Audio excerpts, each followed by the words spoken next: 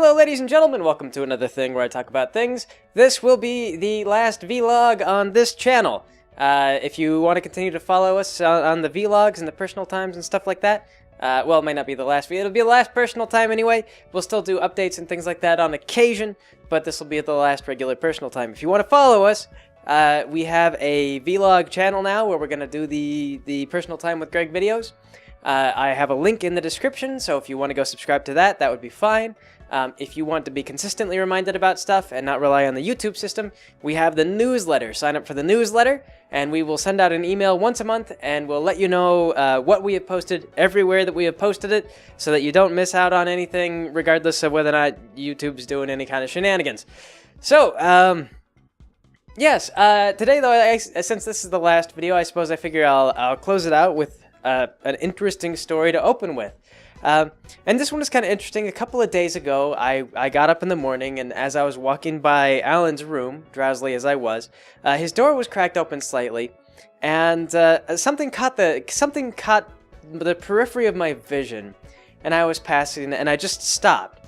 Like, I froze. I could have sworn that what I saw was some kind of, like, weird little green alien thing, or something like that, as I was passing by his room, and I thought to myself, no, that can't be right. That can't be what that is.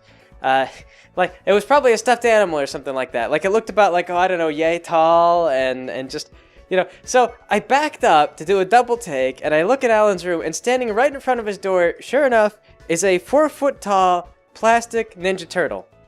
And I really did see a 4-foot tall green man in Alan's room after all. It startled the heck out of me. I haven't like asked him why he has it yet or anything like that. I kind of enjoy the mystery so far. Like, I don't really want to be filled in, but I don't know. Like, it's just one of those things. Like there's a lot of pizza boxes and stuff like that in Alan's room. So there's like a giant plastic Teenage Mutant Ninja Turtle in a like surrounded by pizza boxes and you know, I don't know. Interesting times. So yes. Today I think I'm going to talk about the Skellingrim campaign. We're going to go back to that. We had, you know, of course, a break as we got into stuff going on with YouTube. But where we left off, I believe, is that the group had just left the desert, or rather the Thraken tribe, after having the anklet of Lord Archaeopteryx revitalized into a glowing beacon of magic, which was like a signal flare to any undead for miles. So the group got back on their way, heading along to the capital city of the dragons to catch up with Skellingrim, who'd gone ahead of them, because you know, they told them that they said that they would be there. They just had to do some stuff or something like that.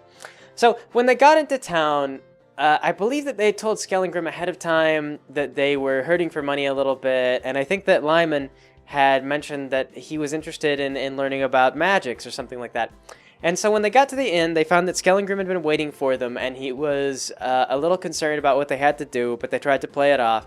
And so Skellingrim gave Lyman like a book, and it was like an incredibly rare magical book. It was like a really ancient tome. It was written by one of the premier practicers in the dark arts. It was written by somebody named Burgundy, and it didn't ring a bell to the group at first who it was. This was like a very famous name, but they couldn't quite place off the top of their heads who this was. And I can't remember, it was only Lyman who took the role, I think, because no one else actually got to see the book, but it was just like, oh, written by Burgundy, famous wizard, I guess. Okay, yeah, that sounds really familiar. I could have sworn I heard about that. And so Mr. Skellingrim, you know, he's like, yeah, so I also have some gold and stuff for you guys, traveling money, and we're almost there. Here's the plan. I've got this scythe, this like jeweled, you know, ornate scythe with all these magical enchantments and things like that. It's a thing that I got from the war, and you know, it's one of the spoils of the war. It's like a very rare and valuable thing among the undead, and I'm going to give this to the Lord of the Dragons, and in exchange I'm going to ask if he can make one of the dragons beneath him provide us a ride the rest of the way to our destination, because it would save us so much time. This coming from the idea of like, well, how come Gandalf didn't use the eagles as a taxi service? Like, getting the ring into the volcano was one of the most important things they ever could have done. They really should have called the eagles for that.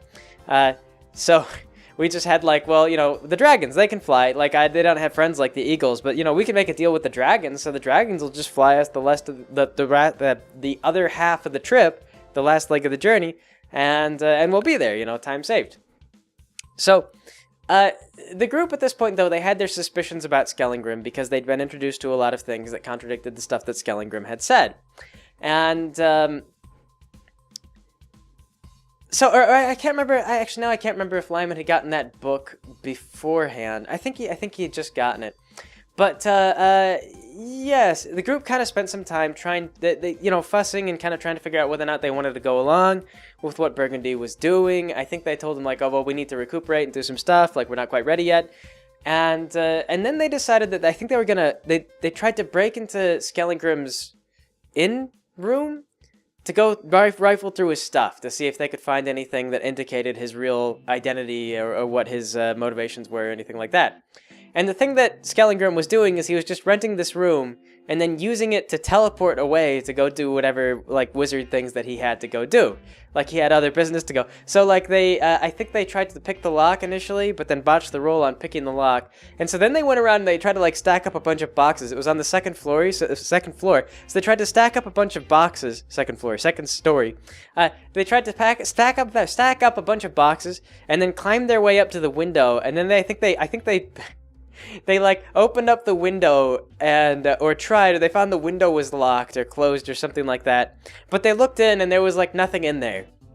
Mr. Skellingrim didn't really have any belongings that he had to carry with him. He didn't have like a diary. It wasn't like Skyrim. He didn't have like a diary that said like, I am so and so and this is my nefarious plan. Now Skyrim loves to do that, like, for everything. Everybody keeps a journal of all their nefarious deeds, even like illiterate bandits and things like that. They leave behind notes just in case anyone finds like, and if you so have found this body, I killed this man because he stole my left slipper. And Skyrim. So Skellingrim, no, he didn't really have like any indication that he was anything other than Skellingrim. But, after fooling around with that for a while, the party eventually came downstairs and they came clean with Skellingrim and they were like, all right, look, it's come to our attention that maybe not everything is as it seems. Oh, right, and I skipped a beat, too. Before they even got to the capital, they had to travel through the desert again. And they got attacked by a bunch of blackish creatures with, like, a weird kind of sheen to them. Like a weird kind of oily look to them. They told Skellingrim about this when they came clean with him. But these creatures, though, what they actually were is that after they revitalized the amulet, there was a substance below the ground, essentially. It was a sort of primordial stuff that the universe was made from. And back during creation, when Woodfuss screwed up and didn't play his parts right, some of that crud didn't, like, form into anything proper and just got kind of, it sank below the earth and just kind of stayed there. So this kind of primordial stuff could become sort of anything. It could be a source of energy, it was a source of raw magic, but it could also sort of take life, but in kind of a more of an imitation of life is what it did. So when the stuff got affected by the anklet, it gained a certain amount of sentience and then rose up out of the well and then climbed up into the desert. And as it was traveling through the desert after the anklet, because it wanted to be in contact with the anklet again, it was a thing that was actually meant to store and maintain the power of this primordial stuff. This was kind of the hook of the whole thing. It turns out that Lord Archaeopteryx, I don't remember if I talked about this early on, Lord Archaeopteryx was actually a creature created from this primordial stuff when Woodfuss screwed everything up. He was way back from the very, very dawn of time. He was formed before all the stuff actually sank down into the earth. He just kind of came to be, and he looked like a mishmash of like birds and dinosaurs and other weird things, Lord Archaeopteryx. And so... yeah, Lord Archaeopteryx, he was kind of one of these creatures, but he'd been around so long that he'd become kind of who he was. He was no longer this weird primordial soup.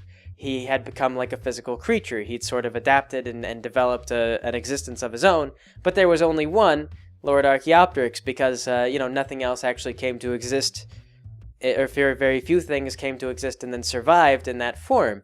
There were actually other creatures that rose up out of the depths like that, and they became great, terrible, unspeakable monsters from the ages of legends, things like that, myth and stuff like that. But Archaeopteryx was the only one that developed sentience, and intelligence rather. He was the only one who became intelligent and was able to communicate. He remained kind of adaptable through many, many years, and eventually was able to interact with all the races that, like he first started interacting with elves and with dwarves. And this wasn't entirely secret, because there was actually a book of Archaeopteryx, which I'd written out, and I believe that I'd given to people who had a relevant background, like someone was playing a half-orc or something like that, and I'd indicated to them, like I'd sent them a link to the Google Doc, but they, like later on, they were like, wait a minute, there's a religious text? And I was like, yeah, I wrote out a religious text describing the origins of Lord Archaeopteryx. It's all written down by the orcs who worship him. And then he was like, oh, I didn't know about this. And it was like, well, whatever. So most of the party members didn't realize that there was all this backstory that was available had they looked into the religion that surrounded Lord Archaeopteryx, because the undead all worshipped him as a sort of living deity, and so did the orcs, and if you were a half-orc, you might, if you still, had any of the heritage or anything like that. But yeah, Lord Archaeopteryx, he was part of this sort of primordial soup, and so these creatures then, like, these things, this soup was traveling through the desert, it ran into, like scorpions, snakes, wasps, things like that, and they became kind of like bizarre imitations of these creatures. So by the time the party by the time it caught up with the party, it had split into multiple creatures as opposed to just a single rolling kind of ooze, and it had become these things, like larger versions of these things, kind of weird, disgusting, like they were behaving sort of similar to the creatures, but they'd only really been seen at a cursory glance, so they weren't really, it was like, first time I've ever seen a scorpion, and so I'm doing what I think a scorpion will do. Which caused them to be really weird and really jerky, and when they died, it was spasmodic and terrible. And then they collapsed into ooze again, which the party gathered up. Like, they just gathered up as much of the sand as they could, and they put it in a barrel, because they had party members who were strong enough to just carry that stuff around. And we're like, well, we know that this weird ooze stuff has something to do with forging weapons back in the Thraken tribe, so they just hung on to the ooze. So they explained all this to Skellingrim, who, after everyone, they kind of came clean about everything that they'd been doing and all their suspicions, and Skellingrim said, well, we're out of, like, the dragons are neutral territory, so I may as well come clean with you guys. And he takes off his hood, and he's a Skellington! He's a Skellington! Mr. Skellingrim was a skeleton the entire time. It wasn't really meant to be that big of a reveal. It was one of those, like, everyone pretend you don't know things. But yeah, Mr. Skellingrim was a skeleton. But the actual thing that was shocking to the party, I believe, was yeah, they did find out about this, was that he was the wizard Burgundy, which was to say that he was essentially the right-hand man to Lord Archaeopteryx, one of the oldest people to ever befriend Lord Archaeopteryx and then be resurrected as an undead. Burgundy was a very powerful sorcerer. He'd been around for a long time. The way that the story actually goes, the origin story goes, was that Lord Archaeopteryx was very powerful in all kinds of different magics. And one thing that a lot of tribes in the region had a custom of doing was when somebody died, it was common to temporarily resurrect them as an undead with willpower, which was a very difficult and powerful ritual to do at the time. But you had a very high-ranking shaman who would sit down and spend like a great deal of time preparing these rites and doing this ritual. And so you would revive the dead, and with the power that you had, which was not substantial, you gave them a couple of hours maybe to confirm their will. If they hadn't made a will, to make one, say their final goodbyes to their family.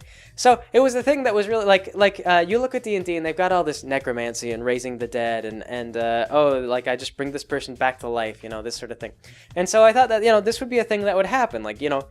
Family members die and, maybe you can't bring them back to life, but you can certainly bring them back to talk to them for a little while. I believe that there is actually a spell that just allows you to talk to the dead if you have a piece of their body. So yeah, they would just come back and they would just be like, oh yes, no, I confirm, no one tampered with my will, this is what I wanted, me being of sound mind and dead body, do hereby bequeath all my belongings to my son, or whatever. And so, and they could go around, they could say, I just wanted to say, Jerry, I always hated you, that kind of thing. They got their final rest, they got to sit through their, and you'd do a funeral, and they would actually sit through the funeral.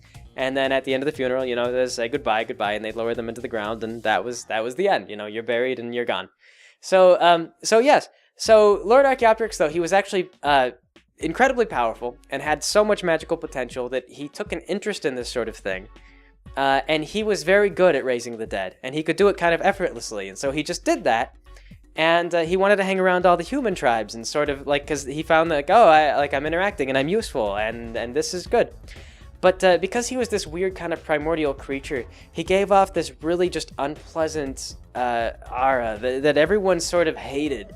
Nobody really liked being around Lord Archaeopteryx. They only kind of wanted him to be, or he wasn't Lord Archaeopteryx at the time, he was just Archaeopteryx.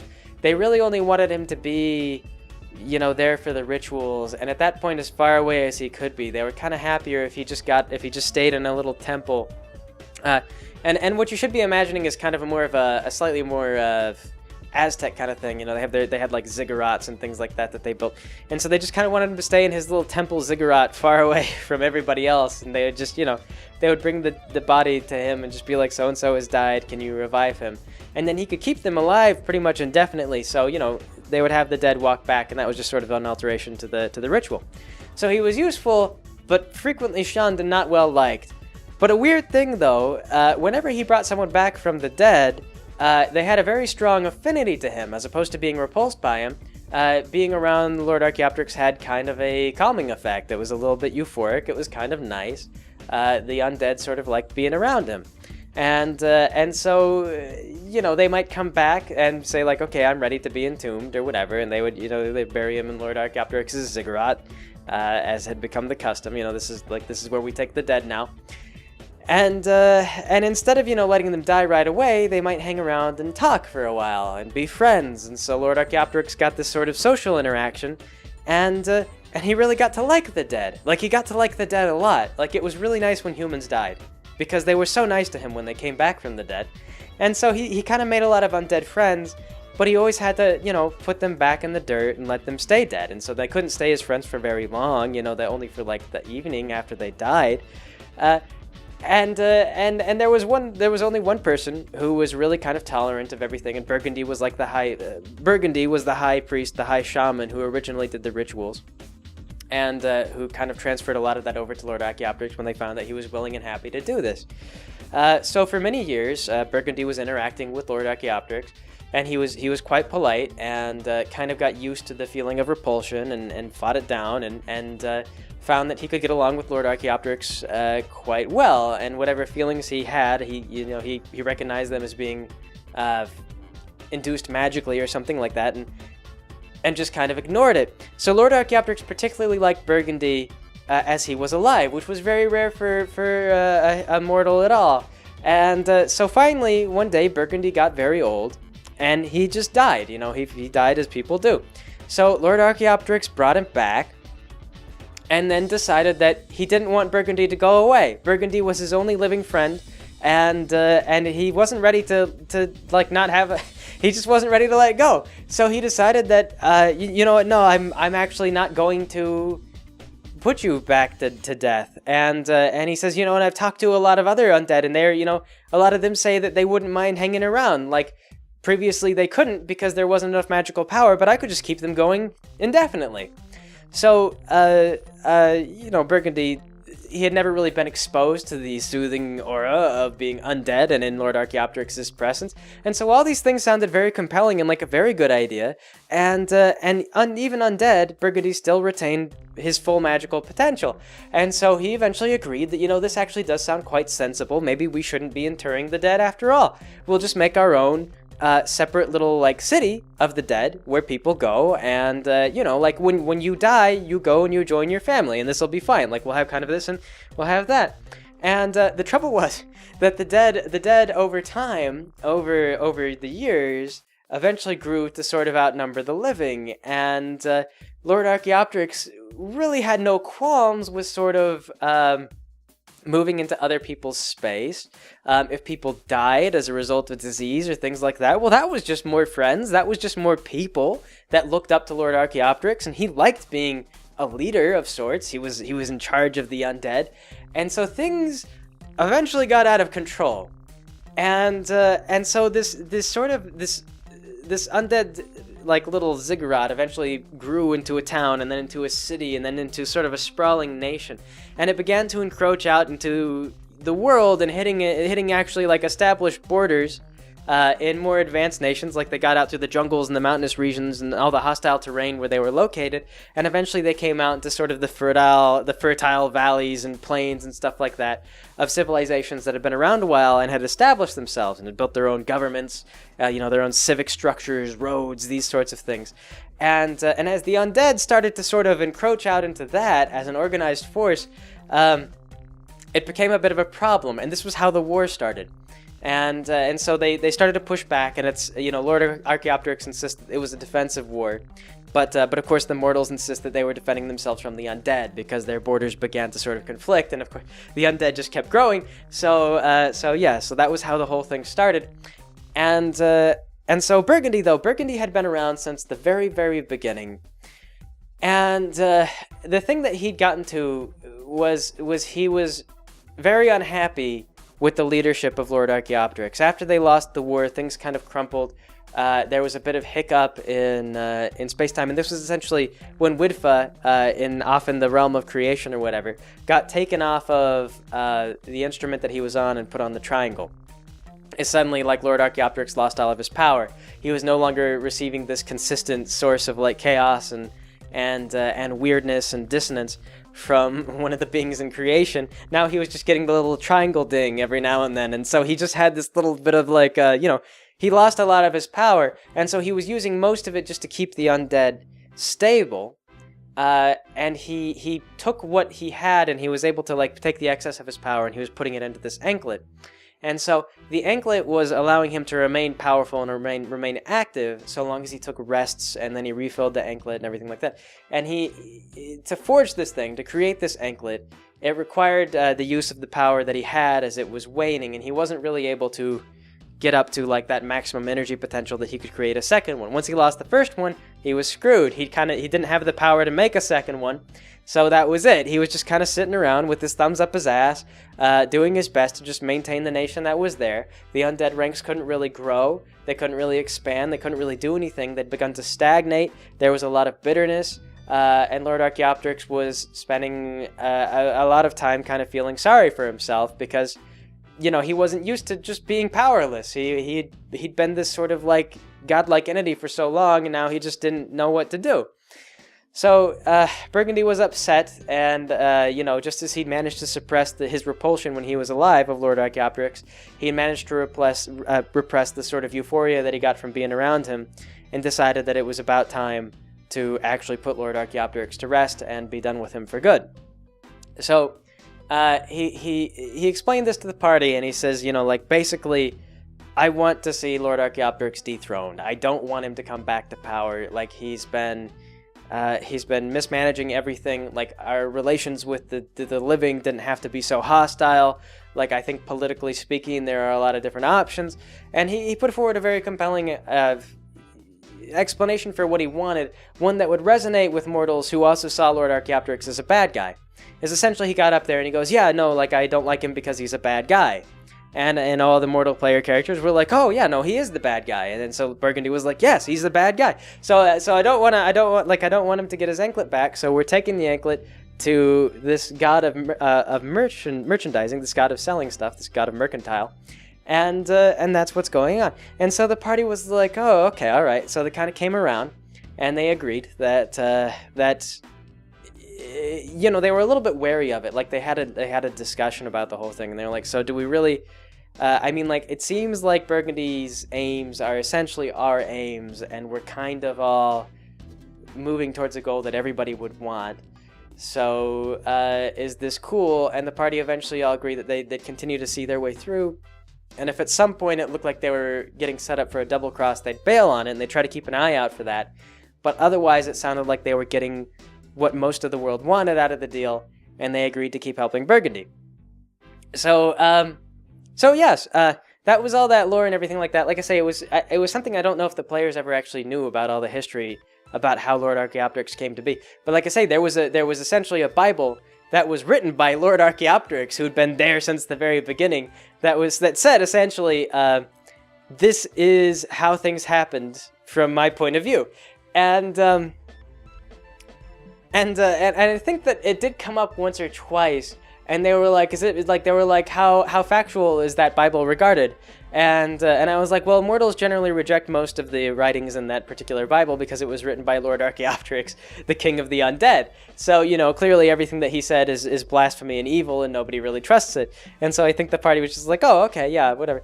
Except for the half-orc player, who's just like, oh, man, like, shoot, I need a copy of that. And I was like, well, like, you're not anywhere that sells copies of that right now. Like, if you didn't have it before when I explained it, then it's not there now. So, yes, that was all there. That was all the reason for everything that had happened in the world, or that was sort of the background for that. But anyway, yeah. After that, they moved on to the next particular plot point. So I suppose that here will be a good place to wrap up for now. So thanks for joining me, everybody. I will catch you all next time.